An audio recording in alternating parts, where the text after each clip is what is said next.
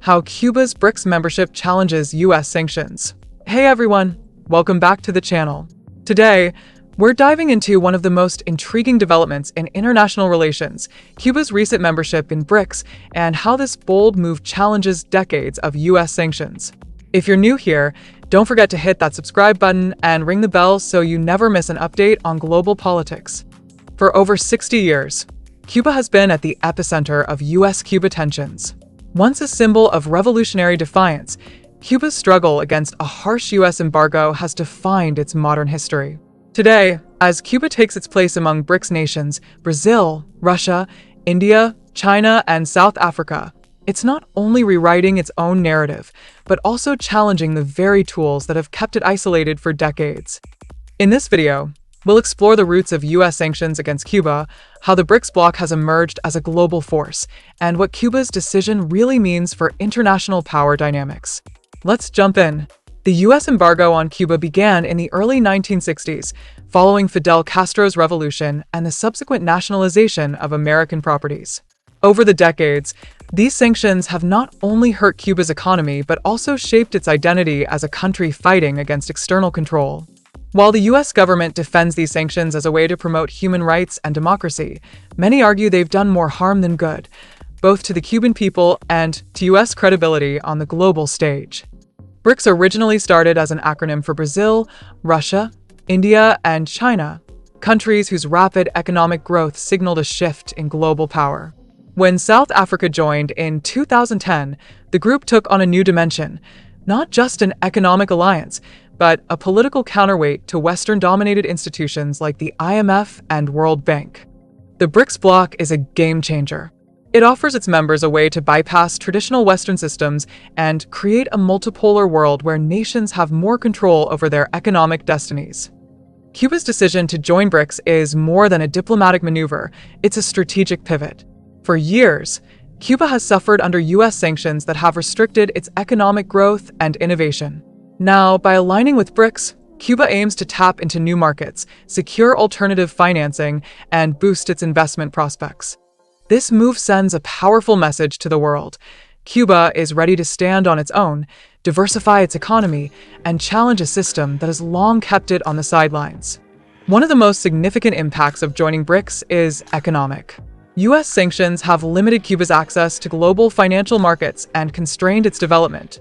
Now, alternative trade agreements and financing channels, like those offered by China and Russia, could help Cuba overcome these obstacles. With BRICS, Cuba could see a revitalization in areas such as tourism, renewable energy, and biotechnology. Imagine joint ventures that boost local innovation and improve everyday life for Cubans. It's a big opportunity for change. Politically, Cuba's alignment with BRICS challenges the long-standing US narrative of sanctions as a moral imperative. By joining a bloc that champions sovereignty and multipolarity, Cuba is not just seeking economic benefits, it's also fighting for a new international order. Cuba's new position resonates with other nations tired of being told what to do by Western powers. It's about reclaiming dignity, asserting independence, and reshaping global diplomacy.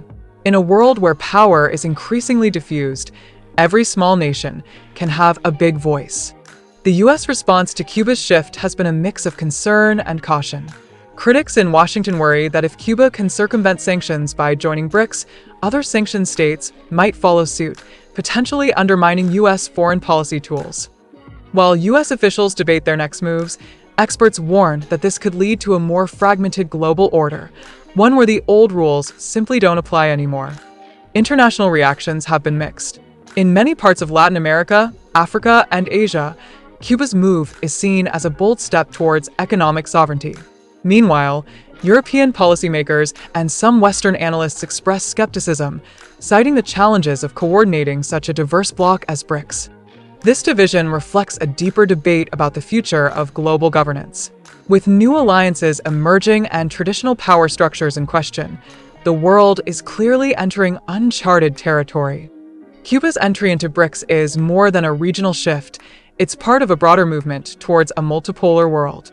In this emerging order, power is shared more equally, and nations have the opportunity to redefine international norms. As countries around the globe seek alternatives to Western-dominated institutions, Cuba's journey is a sign of things to come. Whether it's through alternative financing mechanisms or new trade networks, the global rules of engagement are being rewritten. So, what does Cuba's membership in BRICS really mean? In short, it's a bold experiment in redefining sovereignty, economic resilience, and international diplomacy.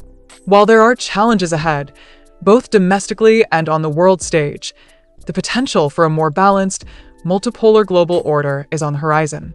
If you found this deep dive into Cuba's new geopolitical strategy interesting, give this video a thumbs up and share your thoughts in the comments below.